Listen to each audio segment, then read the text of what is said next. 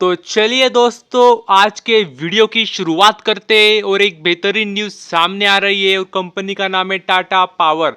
इस कंपनी को आप जानते होंगे, बेहतरीन काम कर रही है रिन्यूएबल एनर्जी में। और अगर आप देखेंगे सोलर पावर में, इलेक्ट्रिक चार्जिंग स्टेशन में भी एक कंपनी बहुत ही अच्छा काम कर रही है और करते ही जा रही है, एक्सपांड करते जा रही है। और अगर आप देखेंगे तो अभी इन्होंने देख सकते हैं क्या किया है।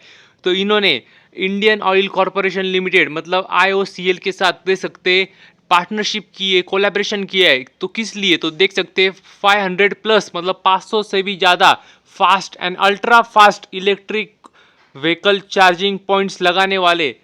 तो मतलब कह सकते हैं काफ़ी अच्छी बात है, ज़बरदस्त बात है। और अक्रॉस द इंडिया मतलब पूरे भारत में 500 प्लस मतलब कम से कम 500 इलेक्ट्रिक चार्जिंग पॉइंट लगाएंगे जो कि अल्ट्रा फास्ट होंगे। और कह सकते हैं काफ़ी अच्छी बात है, ज़बरदस्त बात है दोनों कंपनियों के लिए। इससे दोनों कंपनियों को मतलब आने वाले समय में फ़ायदा होगा। और देख सकते हैं उन्होंने कहा भी है क्या, कहाँ लगाने वाले। तो देख सकते हैं मुंबई, दिल्ली, कोलकाता, बेंगलुरु, अहमदाबाद, पूना, कोची।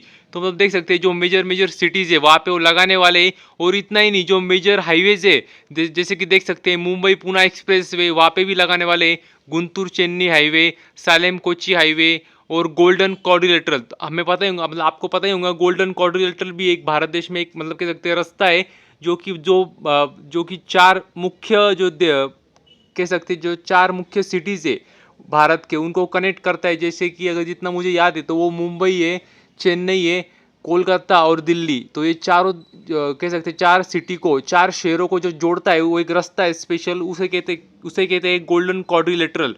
तो वहाँ पे भी वो लगाने वाले। तो कह सकते हैं काफ़ी ज़बरदस्त बात है।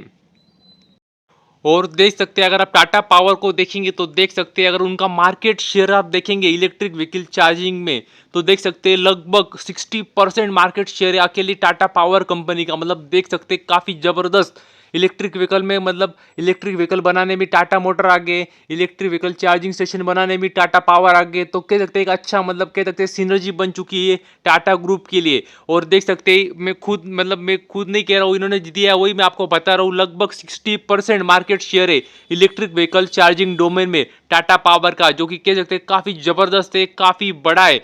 और अगर आप देखेंगे तो मोर देन 420 सिटीज़ में, मतलब लगभग 420 शहरों में ये पहुंच चुके हैं इनके चार्जिंग स्टेशन। तो कह सकते हैं अच्छी बात है, एक्सपांड करते ही जाना चाहिए। और अगर आप देखेंगे तो इनको ही टक्कर देने अभी अदानी भी आ चुके हैं, अदानी ग्रुप की अदानी गैस कंपनी भी आ चुकी है। मैंने उसका कल वीडियो भी बनाया था कि उन्होंने अनाउंसमेंट की कि आने वाले समय में वो भी इलेक्ट्रिक व्हीकल चार्जिंग स्टेशन खोलने वाले, और उसका फ़ायदा अदानी टोटल गैस लिमिटेड इस कंपनी को होने वाला है। तो कह सकते हैं काफ़ी अच्छी बात है। और यदि आगे बात करें तो देख सकते हैं अदानी ग्रीन के लिए काफ़ी अच्छी और बेहतरीन न्यूज़ सामने आ रही है। तो अगर आप देखेंगे तो अदानी ग्रीन का नाम आया है, सेकंड नंबर पे आया है। और किसके लिए आया है तो देख सकते हैं सोलार डेवलपर लिस्ट के अंदर उनका नाम आया है और वो भी सेकंड नंबर पे। तो कह सकते हैं काफ़ी अच्छी बात है, ज़बरदस्त बात है। और अगर आप देखेंगे तो एक रिसर्च फर्म है जिसका नाम है मार्कॉम कैपिटल, तो उन्होंने ये रिपोर्ट पब्लिश किया है। और उनके हिसाब से उन्होंने कहा है कि जुलाई 2022 से जून 2023 तक अगर सबसे ज़्यादा किसी ने काम किया है तो उसमें सेकंड नंबर पे अदानी ग्रीन है। तो कह सकते हैं काफ़ी अच्छी बात है, ज़बरदस्त बात है, बेहतरीन बात है।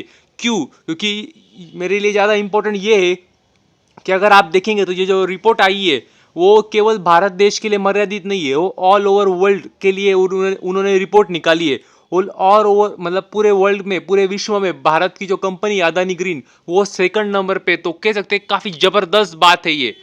और अगर आप देखेंगे तो इसके अंदर उन्होंने सारे small scale projects, large scale projects सारे उन्होंने इसमें गिने हैं। तो जैसे कि आप देख सकते हैं जो फर्स्ट नंबर पे कंपनी है उसका नाम है टोटल एनर्जीज, जो कि फ्रांस की कंपनी है। और अगर उनकी कैपेसिटी देखें तो देख सकते हैं 41.3 गीगावाट उनकी कैपेसिटी है। तो कह सकते हैं वो फर्स्ट नंबर पे, अच्छी बात है। और देख सकते हैं अगर आप सेकंड नंबर पे देखेंगे तो वहाँ पे है अदानी ग्रीन एनर्जी, ये देख सकते हैं अदानी ग्रीन जो कि इंडिया की कंपनी है। और उसके बाद है ब्रुकफील्ड रिन्यूएबल पार्टनर जो कि कनाडा की कंपनी है। अभी तुरंत आपके मतलब दिमाग की बत्ती चलनी चाहिए, क्योंकि अगर मैं आपको बोलूँ तो मैंने इसका भी वीडियो बनाया था ब्रुकफील्ड रिन्यूएबल पार्टनर्स का, क्योंकि अगर इनको देखें तो इनको इंडिया में एक बहुत बड़ी ऑर्डर मिली थी। तो आपको याद होगा तो आप याद कर सकते हैं, नहीं तो मैं आपको बता दूं। जिनको मतलब जिन्होंने ऑर्डर दी थी वो और कोई नहीं, HUL जो भारत की कंपनी, मतलब HUL हिंदुस्तान यूनिलीवर लिमिटेड, तो उन्होंने इसको ऑर्डर दी थी। राजस्थान या फिर गुजरात में मेरे ख्याल से ऑर्डर मिली थी और काफ़ी बड़ी ऑर्डर थी। तो तभी हमारे ध्यान मतलब तभी इस कंपनी का नाम आया था। तो तुरंत फिर से अगर हम देखें तो तुरंत हमको क्लिक होना चाहिए। इतनी मतलब आपको मतलब इतना ध्यान से आपको पढ़ना है, सोचना है, समझना है। तो चलिए, तो अगर हम आगे भी देखें तो इटली की है, UK, US, France, US, Spain, देख सकते हैं अलग अलग देशों की कंपनी है। मगर टॉप 10 विश्व में भारत की सिर्फ एकमात्र कंपनी जो कि अदानी ग्रीन है। तो कह सकते हैं काफ़ी अच्छी बात है। और अगर आप देखिए तो वही उन्होंने भी कहा है क्या, अगर आप देखिए तो जो अदानी जी ने कहा है वही कहा है क्या, आने वाले समय में, जो कि उन्होंने पहले भी कहा था 2030 तक 45 गीगावाट तक हम पहुंचने वाले। और अगर आप देखेंगे फर्स्ट नंबर की जो कंपनी उसको ओवरटेक करने में काफ़ी समय लगने वाला है, क्योंकि वो ऑलरेडी 41 गीगावाट पे बैठी हुई है। तो कह सकते हैं काफ़ी अच्छी बात है। और यही ट्वीट करके डाला था गौतम अदानी जी ने भी। और यही अगर आप देखेंगे तो आपको ध्यान में आएगा क्या, अगर आप देखेंगे तो सिर्फ भारत नहीं, बाहर के भी जो देश है वो भी मतलब रिन्यूएबल एनर्जी में आगे बढ़ रहे हैं और बढ़ चढ़ के काम कर रहे हैं। और लेकिन भारत भी उसमें कम नहीं है, वो भी अच्छी तरह से काम कर रहा है। ये भी एक मतलब बात हमें ध्यान में आनी चाहिए। और अगर आप और एक बात आप ऑब्जर्व करेंगे तो आपको ध्यान में आएगा क्या, इसमें एशिया की और कोई भी मतलब देश की कंपनी नहीं है, सारे यूरोप की, अमेरिका की कंपनी है। एशिया की एकमात्र कंपनी जो कि अदानी ग्रीन उसमें लिस्टेड है। तो ये भी कह सकते हैं काफ़ी अच्छी बात है, ज़बरदस्त बात है। और अगर आप देखेंगे अदानी ग्रीन तो देख सकते हैं उनका एक्सपांड करते ही जा रही है और 12 से ज़्यादा स्टेट में वो काम कर रही है अभी भारत के।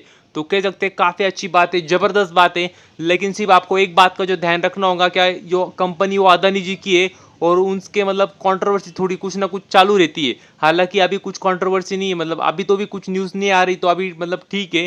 लेकिन थोड़ा मतलब क्या कहते हैं, रिस्क थोड़ा मतलब रहता है। तो अगर आप रिस्क उठाने के लिए तैयार हो तो मतलब सोच सकते हैं इस कंपनी के लिए भी।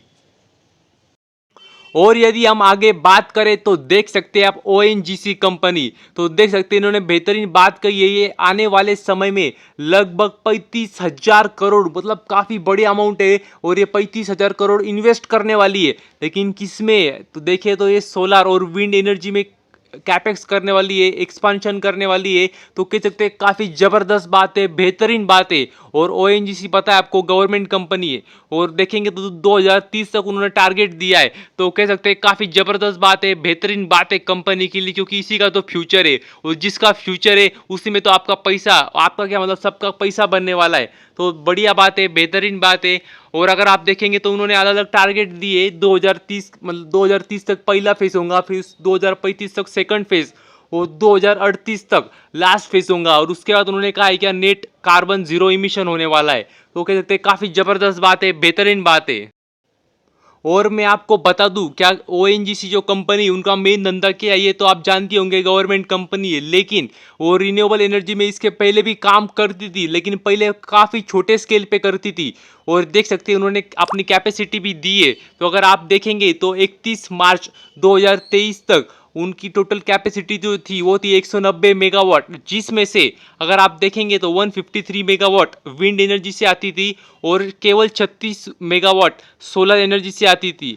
तो अभी अगर आप देखेंगे तो अभी तो उन्होंने काफ़ी एग्रेसिव काम करने वाली है, ऐसा लग रहा है। क्योंकि अगर आप देखेंगे तो काफ़ी बड़ी अमाउंट लगाने वाले वो आने वाले समय में, तो इससे अंदाज़ा लगाया जा सकता है। और अगर आप देखेंगे तो ये सब क्यों चल रहा है, मैं आपको वही बताता हूँ चल क्यों रहा है, रिन्यूएबल एनर्जी का इतना जोर क्यों दे रही है सारी कंपनियां और सरकार भी। क्योंकि आप जानते हैं जो हमारा मतलब नॉर्मल जो हम कंज्यूम करते हैं उससे काफ़ी प्रदूषण होता है, और उसी की वजह से आप देखेंगे तो क्लाइमेट चेंज जो हो रहे हैं उसकी इसी की वजह से हो रहे हैं। तो इसी का मतलब सरकार का भी यही ध्येय है क्या, रिन्यूएबल एनर्जी पे जाया जाए। और यदि अगर आप देखेंगे तो टोटल इन्वेस्टमेंट 2030 तक जो लगने वाली है वो है 1 लाख करोड़। उस क्योंकि अगर आप देखेंगे तो उनको जो रिक्वायर्ड कैपेसिटी है वो 10 गीगावाट की है, और उसके लिए 1 लाख करोड़ लगने वाले। लेकिन वो इतना नहीं करने वाले, उनका टारगेट है 5 गीगावाट, और वो लगभग 30 से 35 हज़ार करोड़ देने वाले। तो ये भी बात उन्होंने कही है खुद होके। और अगर आप देखेंगे तो मैं वही बोल रहा हूँ आपको, क्लाइमेट चेंज एक काफ़ी इंपॉर्टेंट इशू है आज देखें तो पूरे विश्व में, केवल भारत में नहीं। और इसी की वजह से अगर सारी कंपनियां, सारे देश चाहते हैं कि धीरे धीरे रिन्यूएबल एनर्जी में जाया जाए, और इन्हीं का भी वही कहना है कि इसीलिए हम भी जा रहे हैं कि ग्रीन हाउस गैस इमिशन है वो भी काफ़ी जो प्रदूषण होता है वो कम हो। और कह सकते हैं काफ़ी अच्छी बात है, ज़बरदस्त बात है। तो इस सारी कंपनियों को हमें नज़र रखना है, ध्यान रखना है, कंपनी कैसे काम करती है, कैसे आगे बढ़ती है। तो बस आज के लिए इतना ही, थैंक यू वेरी मच। और भी ऐसी वीडियोस देखते रहिए।